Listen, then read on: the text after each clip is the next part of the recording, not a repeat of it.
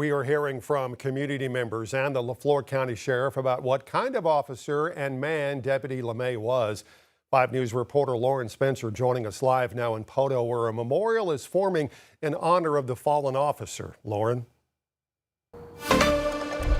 Darren, it's been a very somber day in this close, tight-knit community. The sheriff's office has placed the fallen deputy's vehicle here on the lawn, allowing people to pay their respects, and we've seen that all day from loved ones. There was also a procession that rolled through down here in downtown Poto, allowing people to once again pay their respects, and multiple agencies escorting the fallen deputy home.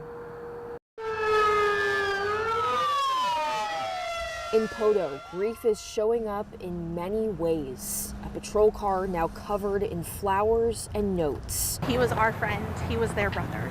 And a procession down Broadway for their fallen hero.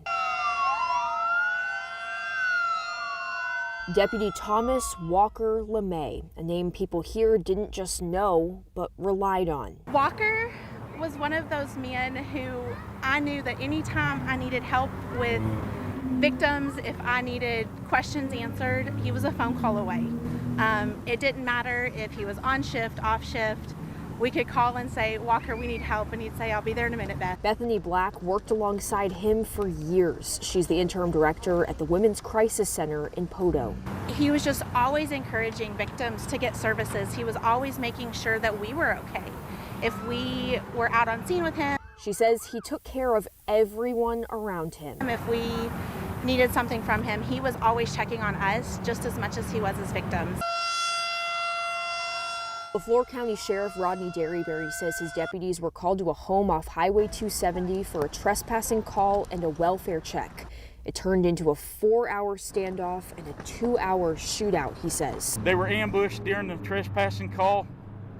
Numerous of us was pinned down. He says in the hours since, support has poured in from local agencies to people from across the country standing behind his department and Deputy LeMay's family. He's a great man. He was taken from us too soon. He stood up for what was right. A deputy, father, and friend to many, and now a community beginning the difficult work of remembering him. His courage, commitment, and selflessness, service will never be forgotten.